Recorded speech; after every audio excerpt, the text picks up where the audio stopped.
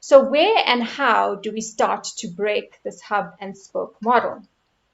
So we start by analyzing, how do you spend your time? We all only have 24 hours in the day. We all have choices we make in how we spend our time in our company. In our experience, when we take owners through this exercise, what we find valuable is having them plot their activities and projects across 2 dimensions. On the vertical or the up and down axis, you plot activities at the top, which really leverage your skills, your unique contribution, the things that make you special as a person. So you plot these on top. Whereas those things that don't leverage your skill, that would better be handled by someone else, we put these at the bottom.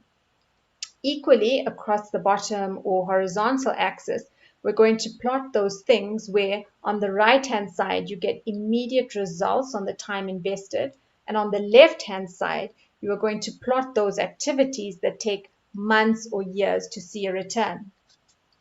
When we do this exercise with founders, what we find is that activities associated with business development, sales, customer relations, and client services, all these things that roll up under the bucket of business development or sales tend to be where entrepreneurs leverage their unique skills as good influencers, as good communicators, as people who can influence people to take a decision, as well as get an immediate return on their time invested.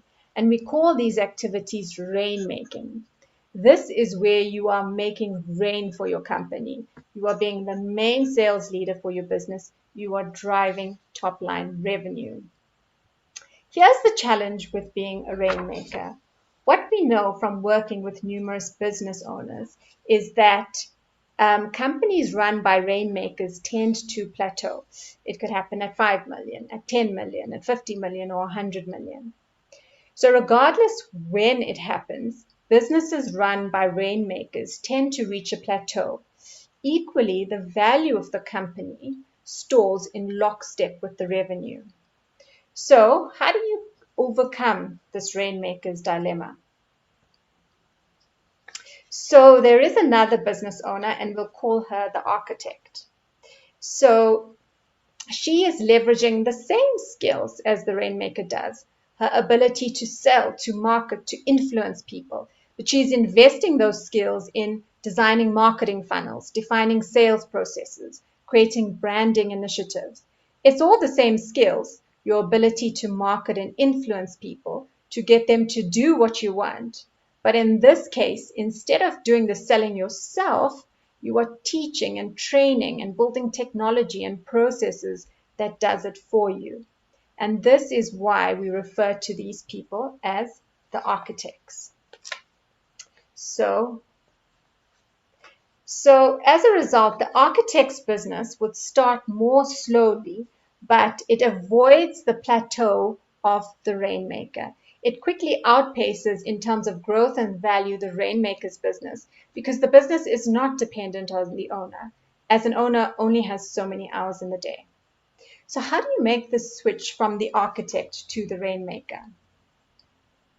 So you want to start by delegating anything that is below your traditional skill set.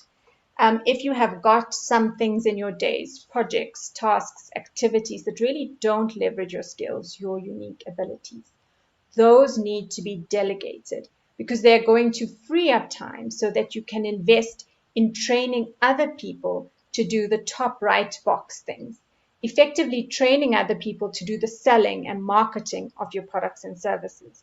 You want to prioritize building the systems, building the marketing funnels, the branding initiatives, documenting your sales and processes.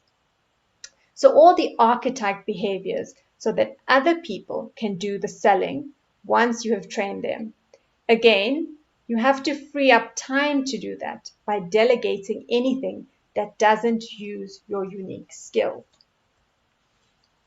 So at this point, I'm going to share a case study. So this is an example of a client whom we helped to do this, also followed on a time analysis where we found that 80% of his time was spent doing administrative tasks in the business. So we worked with the client to clearly define all the tasks that he needed to hand over and documented processes and procedures for them.